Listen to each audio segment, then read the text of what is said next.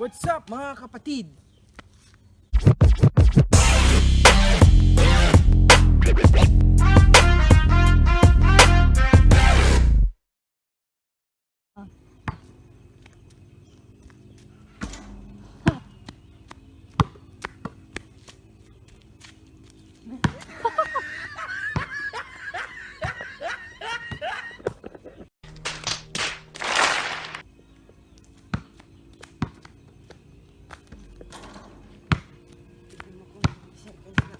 Hindi pa.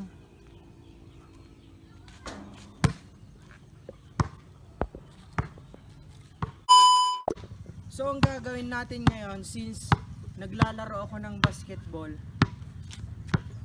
bibigyan ko na lang kayo ng tutorial. Ito ay isang malupitang tutorial. Yan.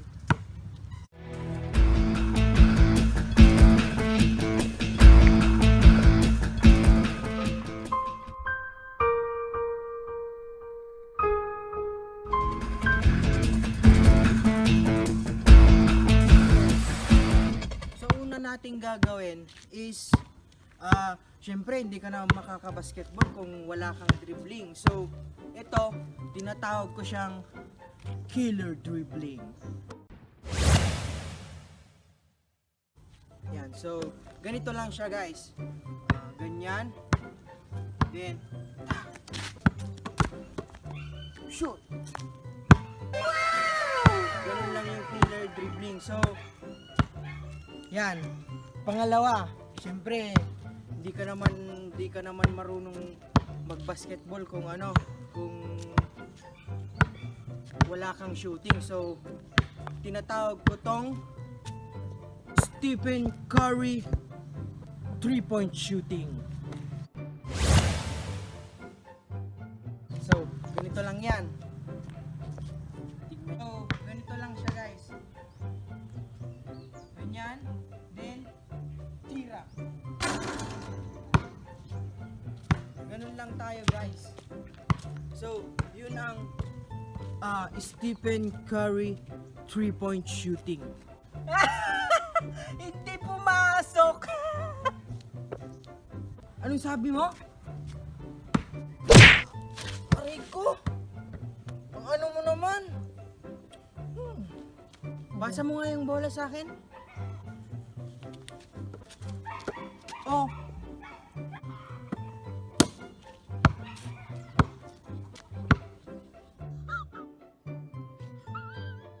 Siyempre, ang pinaka-common na ginagamit ng basketballista like me is yung layup.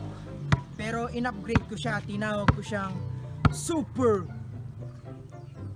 layup. Yan, so guys, ganito lang siya. Watch and learn.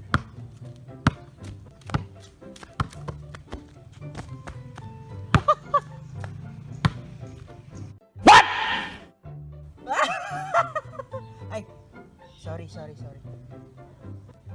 So, ito pa ang pinaka-common na ginagawa ng basketballista. So, alam nyo naman na hindi ka makukumpleto na basketball player kung wala kang free throw shooting. So, ganito lang yan, guys.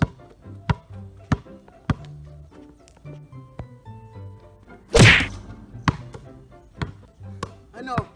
Nakita nyo ba yung shooting ko? Ano?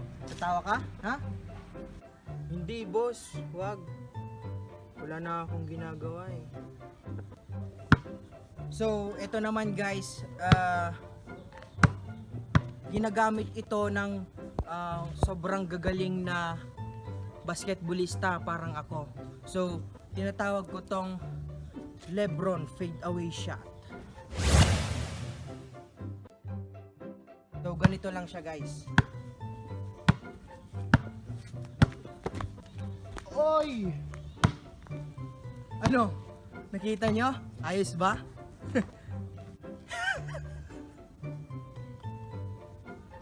So, ito naman yung mostly hinihiyawan ng mga tao, lalo na pag malalaking event. So, ito ang half court shot. So ganito lang yan guys para pumasok. So ganito lang yan guys, parang yung kanina. Ito.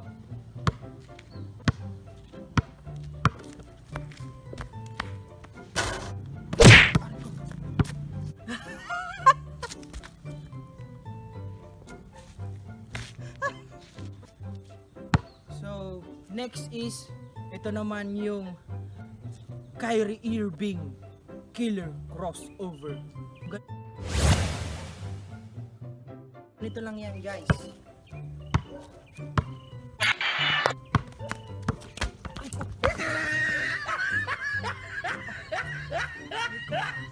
So yun guys, na-crossover talaga ako.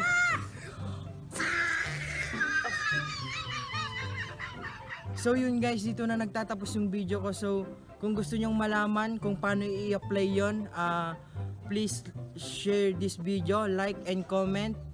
I-subscribe niyo na rin yan, tas i-ring nyo na rin yung notification bell para updated kayo sa mga videos natin. So ang next na video natin is i-apply natin yung mga natutunan natin ngayon. So see you on my next vlog guys.